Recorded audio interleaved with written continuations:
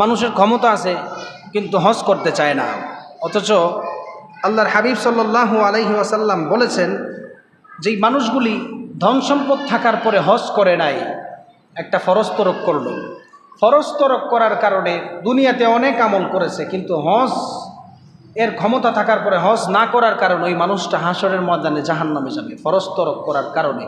কারণ সে ফরজে কোনো গুরুত্ব দেয় নাই, ফরজের প্রতি তার কোনো গুরুত্বই ছিল না। অনেক মানুষের ওমরা করার টাকা আছে কিন্তু ওমরা পর্যন্ত করে না। কিন্তু আবার লোক দেখানো হজ, লোক দেখানো ওমরা, এটা আল্লাহর কাছে গ্রহণযোগ্য না। আপনি যদি চিন্তা করেন যে আমি হজ করছি, হজ করলে আমাকে এলাকায় হাজি সাহেব ডাকবে, কিছু কিছু হাজি আছে দেখবেন যে হজ করার পরে যদি হাজি সাহেব না ডাকে সে মাইন্ড করে, মনে কষ্ট নেয় যে আমাকে হাজি সাহেব ডাকে না।